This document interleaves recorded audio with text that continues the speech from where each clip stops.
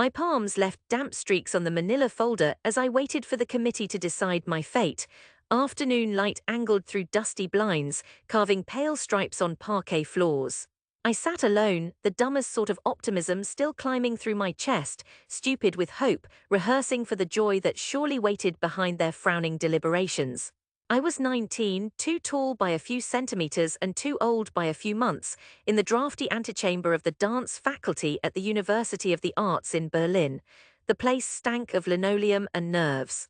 My audition tights were flecked with sweat from earlier, the fabric cold and clammy against my legs. My mother sat outside pretending to look at her phone, knuckles white against the brown vinyl of her handbag.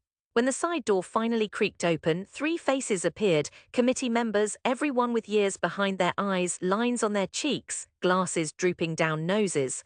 The oldest, a woman with a flinty face, spoke first. Emil Brandt. I straightened, folder pressed flat against my knees. She didn't meet my eyes. Thank you for your performance this morning. She paused too long. I heard voices in the corridor, some hopeful, others croaking bad news with delicate politeness. I braced for hope's bones to snap under my chest. We believe you have energy, but your technique is inconsistent and unfocused for our program. We encourage you to continue your training elsewhere. We are not able to offer you a place. Each word chipped something off me, leaving raw and lopsided remains. Is there feedback I could get? My mother's well-meaning question somewhere behind the door. The flinty woman shook her head. Our decision is final, thank you for your interest. After that, nothing was final except the abrupt end of every plan I'd shaped around this place. I remember scraping my things into a canvas bag, my mother's small, purposeful smile. It's only one audition, she kept saying, as if words could mask her relief. She never wanted this for me, no one in my family did. Outside, the day was sullen and grey. We walked through puddles on Hardenbergstrasse, traffic spitting dirty water up onto the curb.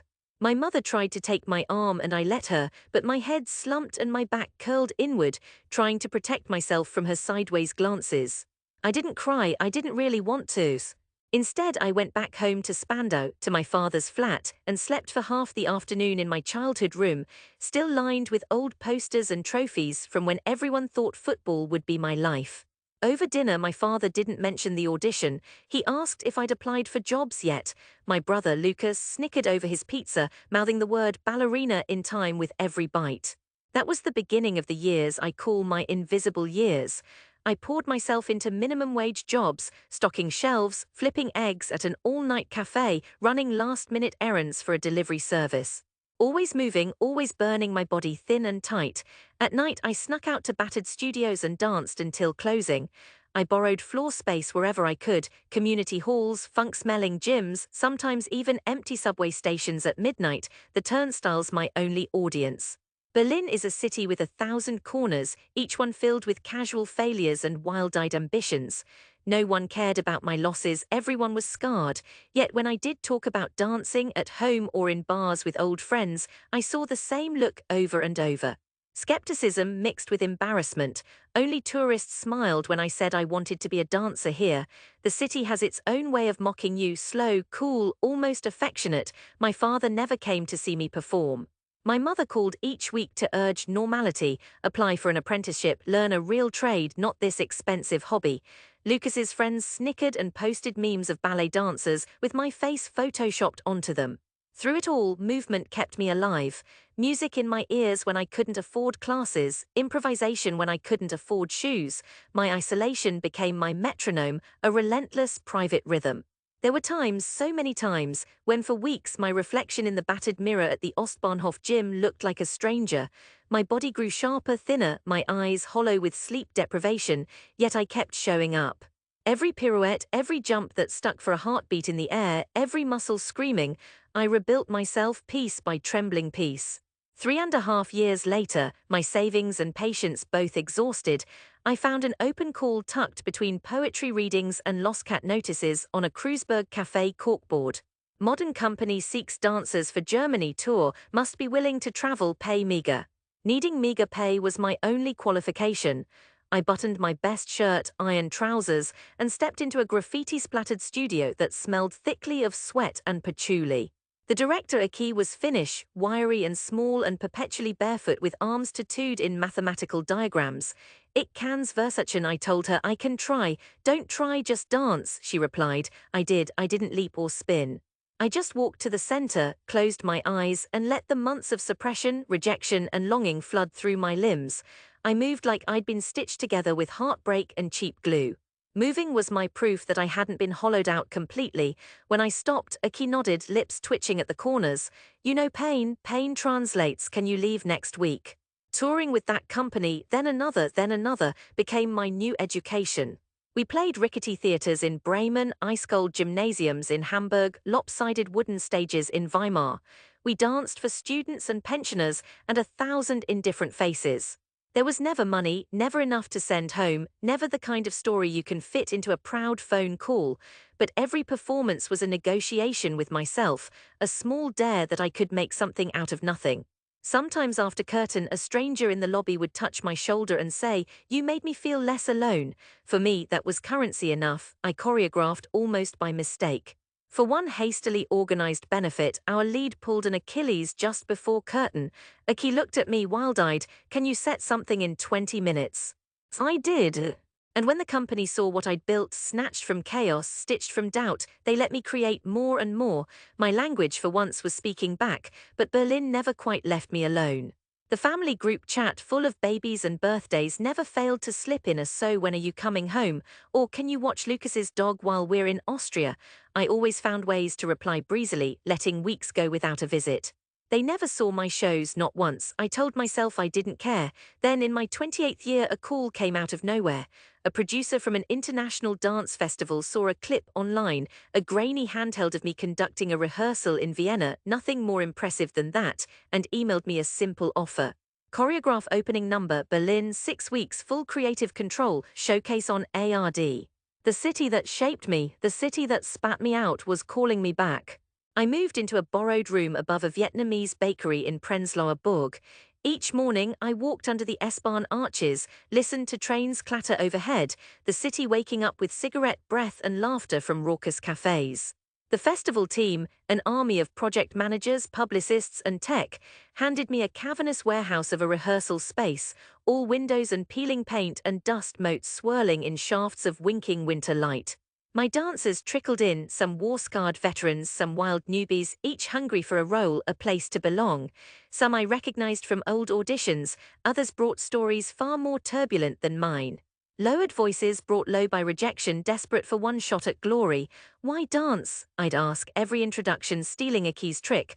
Their answers, whispered or shouted, braided together into one desperate symphony. To be seen, to feel alive, to matter somewhere. I built the piece from that, the desperate, holy need to remake ourselves. Music by an Icelandic composer, electronics pulsing under fragile cello lines. The movement raw, scraping, dancers flinging themselves across the floor, limbs colliding, falling, rising again and again. We rehearsed for days, then weeks, and my body forgot what fatigue meant. Each correction I gave, each moment I coaxed them back from despair, reminded me of my own invisible years. I saw my reflection multiplied across so many faces at dusk, caught by surprise in the studio's long mirrors. One night after a storm, I lingered on the iron steps outside the space, the city humming low and secretive. I looked at my phone, 13 unread family messages, Lucas's anniversary, my cousin's baby, and uncle's broken hip. Then in the group chat, my mother, only 3 words, "Will you invite?" I thumbed a reply, "Festival opens Saturday, VIP tickets at the door, I'd like it if you came." Seen at 0:48, no reply until Friday. "We'll see." Opening night, the warehouse converted into a theater, seats built up on temporary risers, the floor scrubbed but not transformed, a raw space, nothing fake. Rows filling with respectable people, local press, TV crews setting up swooping dollies at the back. I wore black jeans and an old jacket and hovered backstage, feeling every hour of rejection in my bones. Half an hour before curtain, I slipped out to the foyer. The old wood paneling gleamed in low, golden light. Faces blurred, some familiar, most not. Then I saw them. My family clustered awkwardly by the doors, my mother in a pressed coat, my father pale and heavier than I remembered, Lucas holding hands with his new girlfriend. We nodded at each other like strangers, like ghosts. My stomach twisted, nauseous. My mother pressed her lips together as if to keep words trapped. My father dusted invisible crumbs off the front of his sweater. Lucas, same old smirk, mouthed, "Nice jacket." I smiled lamely. Glad you could make it. We're curious, my father said like this was an experiment. So you're really in charge tonight? His tone was soft but not unkind. Yes, I am. He snorted quietly but said nothing else. Lights flickered. People poured into seats. I ducked backstage, pressed my palm flat against the wall to steady myself. My cast circled me in the wings, hungry and beautiful and terrified. They're all here, I whispered. So let's make damn sure they remember tonight, even if nothing else. On stage, the music started, subtle, nervous, a heartbeat thrumming under everything. The dancers spilled out into the light, each one telling a fragment of a story, staggering, reaching, falling, and rising. The piece was 34 minutes long, an eternity and a blink. The original idea was rejection, how the world shapes us, discards us, sharpens us in the dark, dancers on the floor scraping upward, others offering hands or turning away. Every movement an argument about hope, about rebuilding, scenes bled into each other, a duet of loss, a great storm of bodies colliding, then a slow, aching reconstruction, dancers helping each other back to standing before the final, trembling silence. As the last notes faded, the crowd paused, silent and raw, then wave after wave of applause, first stunned, then thunderous. I stepped onto the stage for the bow, blinking against the lights. For one dizzying moment, I saw my family in the crowd. My mother's cheeks were wet. Lucas stared, mouth open, expression naked. My father sat utterly motionless, his old hands clamped together so tightly the knuckles stood out white. After, in the thrumming lobby, I found them surrounded by publicists, neighbors, half-forgotten relatives drawn out by headlines and TV coverage. My mother nearly crushed me, squeezing so fiercely I lost track of my body. "Emil, you made that, all of it." My father shook my hand awkwardly, then didn't let go for an impossibly long time. "We didn't know," he murmured, voice crackling, "how real this was for you." Lucas just burst out laughing and hugged me, grinning. "Man, you had us all fooled." Aunts and uncles, friends and neighbors, I saw in their faces wonder, then guilt. The same faces that once wrinkled with skepticism, now luminous with pride they never wanted to admit. Later my father trailed behind, slow and shaken. He caught my eye as I collected my bag, the tangible proof of my journey complete. "You did it, Emil," he said quietly, almost inaudible in the swirl of celebration. "I thought you were chasing nothing, I was wronged." I held his gaze until I saw the boy and myself mirrored back in the man before me, the old, failed footballer, the stern provider. Something unspooled inside me. The last stubborn bit of grief slid away. That night I walked back through Berlin with my mother. It was late, the city's glass and steel caught soft orange from the trains overhead.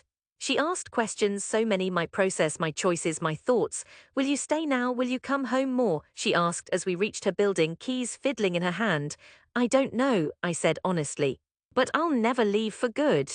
Her laughter echoed in the empty stairwell, hopeful and bright, like music in the dark. I kept dancing, I kept leading, I kept returning. Each time the city met me with its own burnt grace, no longer mocking but quietly proud. My family never missed another show. Lucas even brought his friends, and sometimes they waited for autographs. Old skepticism, new reverence. The same streets, different pace, the same family, warmer hearts. I learned home isn't where they believe in you, it's where, after you prove yourself, you're welcome back anyway, bruises and all. And when I teach now, I watch my dancers, their eyes full of doubt, their limbs full of hope. I remind them failure is the forge, not the end. We dance because our bodies remember pain, and because, by moving, we return to ourselves whole again.